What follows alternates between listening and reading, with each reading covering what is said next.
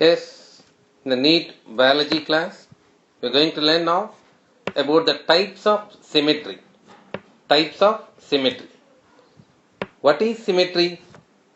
Symmetry, we say, geometrical design of body parts. General definition for the symmetry, geometrical design of body parts is called as symmetry. Geometrical design of body parts. To learn the symmetry, need to know about the principal axis. In general terms, you may use this word called axis. What is axis? Axis means any line drawn from one particular point to the another particular point, we can say axis. What is principal axis? Principal axis means that the imaginary line which is drawn from one midpoint to the another midpoint, which exactly cuts the organism into two equal halves. We say such kind of axis as principal axis. In our topic symmetry, we need to focus on principal axis here. In any type of symmetry, we need to know about the principal axis. Then we can understand what is the geometrical design of body part. Basically, there are three types of symmetry: asymmetry, radial symmetry, bilateral symmetry. Asymmetry. What is asymmetry? Asymmetry you will find in general in the case of sponges, phylum Porifera, of kingdom Animalia, subkingdom Parazoa. In case of sponges, the arrangement of body parts in case of sponges is irregular. That's why in any plane passing through any axis, we can't get equal halves. We say asymmetry. That means there is no geometrical design. There is no geometrical design of body parts. We call such kind of symmetry as asymmetry. Then what is geometrical design? That we are going to understand that when we learn the radial symmetry and bilateral symmetry, we can understand what is exactly that geometrical design of body parts. Let's come through the radial symmetry here. To learn the radial symmetry, need to go with phylum Cnidaria of grade Radiata. Phylum Cnidaria and Ctenophora of grade Radiata, which they have radial symmetry. In case of phylum Cnidaria, generally two types of forms are available here: polyp form and medusa form. If you take the polyp form, it will be like this, and the medusa is going to be like this. Medusa is like umbrella like form here. So here this is the mouth. Where the mouth present, that portion we say oral end.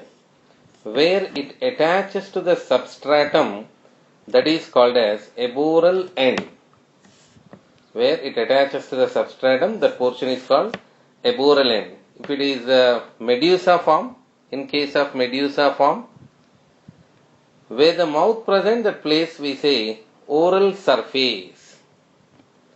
And the convex portion on another side is called as aboral surface. Just this is the difference here. Here in the cylindrical form, we are going to use the term oral end, aboral end. And here in this particular area, we are using aboral surface, oral surface. Now time to recognize the principal axis. Principal axis. So this is the principal axis. The imaginary line drawn between oral end to the aboral end, or oral surface to the aboral surface, is called principal axis. In case of radial symmetry, the principal axis is oro-aboral axis. Oro-aboral axis. In any symmetry, recognition of principal axis is very important here.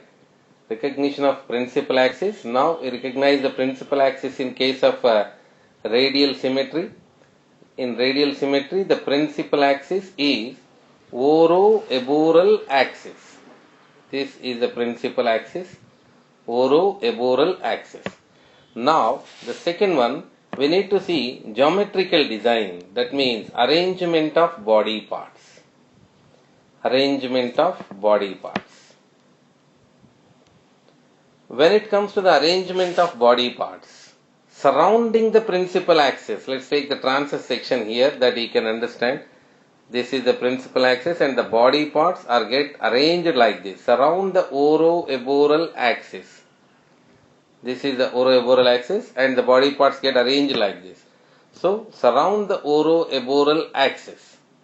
The body parts are getting arranged. Okay, so arrangement of body parts based on the principal axis. And the third part here, definition. Let us learn the definition. Most of the times these things we will find in textbook, but for our understanding we are learning the remaining aspects like principal axis, whereas arrangement of body parts. In case of radial symmetry, we said now the principal axis is oroeboral axis is the principal axis here, and we said based on the oroeboral axis, surrounding the oroeboral axis, the body parts are get arranged here, surround the oroeboral axis. Now, based on this, let us see the definition of radial symmetry based on this. When you cut the organism through the oroeboral axis, let's take the transverse section here to understand this much better. This is the oroeboral axis. This is the organism. When we cut the organism through the oroeboral axis in any plane, we are going to get equal halves. That such kind of symmetry we call radial symmetry. Radial symmetry. So things to remember in the radial symmetry are radial symmetry. The principal axis is oroeboral axis. Arrangement of body parts surround the oroeboral axis. So we can define the radial symmetry like this. Arrangement of body parts surround the oroeboral axis like this.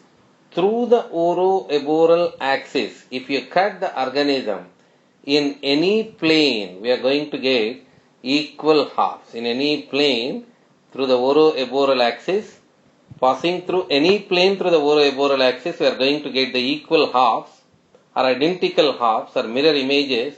We call such type of symmetry as radial symmetry.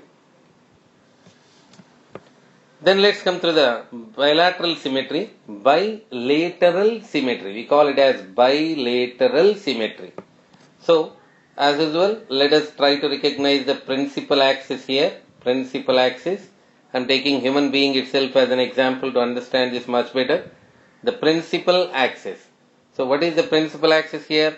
Mid-sagittal axis, which is exactly passing through the middle part of the body. We say such axis as mid-sagittal axis. The mid-sagittal axis exactly cut the organism into two equal halves. So principal axis we got now. Then the arrangement of body parts. Based on the principal axis, the body parts get arranged based on the principal axis. Like if the organs are paid organs on either sides of the principal axis. If the organ is single, on above the principal axis. If you take the eyes here, they are paid. So paid eyes are on either sides of the principal axis, which we said the principal axis is the mid-sagittal axis. See here, ears here, they are paid. Paid means on either sides of the mid-sagittal axis. If it is a single one, organ is single, that is above on the mid-sagittal axis. That we say the arrangement of body parts in bilateral symmetry, paid organs are arranged on the either sides of the principal axis equidistantly from the mid-sagittal axis. Means here, distance from here is equal to the distance from here. So, equidistantly from the mid-sagittal axis. Then let's define the bilateral symmetry here. passing through the mid-sagittal axis. If you cut the organism passing through the mid-sagittal axis, exactly we'll get the two equal halves. So we are going to get two equal halves when it passes through the mid-sagittal axis. Exactly two equal halves will get passing through the mid-sagittal axis. Let me remind you the radial symmetry again for you. Passing through the oro-aboral axis, through any plane, we are going to get equal halves. Through the oro-aboral axis, any plane, we are going to get equal halves. Principal axis in radial symmetry is oro-aboral axis. Number of planes, many. In bilateral symmetry, the principal axis is mid-sagittal axis. And the number of planes we are going to get equal halves are one plane, that is itself mid-sagittal plane. We are going to get equal halves. So, let's recall, we said there are three types of symmetry. Asymmetry, no principal axis, which can cut the organism into two equal halves. That we'll find in the primitive animals like sponges. Then after radial symmetry, the principal axis is oro-aboral axis. Cutting through any plane through the oro-aboral axis, we are going to get equal halves. And then bilateral symmetry. Bilateral symmetry, the paired organs, the very important word to remember in bilateral symmetry, the paired organs. Paired organs are arranged on either sides of by mid-sagittal axis, and the organ is single, that is above on the mid-sagittal axis. And when you cut the organism through the mid-sagittal axis, we are going to get two equal halves. Number of planes are going to get equal halves is 1. So, things to remember in case of radial symmetry, oro-aboral axis, a principal axis is, and number of planes are going to get equal halves, many. Bilateral symmetry, paired arrangement of body parts, the mid-sagittal axis is the principal axis, and we are going to get the equal halves in only one plane, that is through the mid-sagittal plane. Yes, learning about the kingdom Animalia, actually started from there.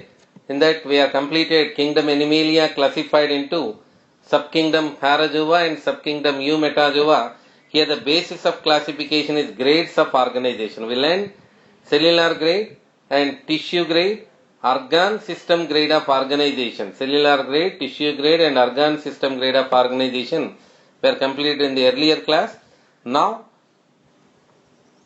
we focused on the symmetry now. The symmetry, asymmetry. You can see asymmetry in case of subkingdom Parazoa. Most sponges are having this kind of asymmetry.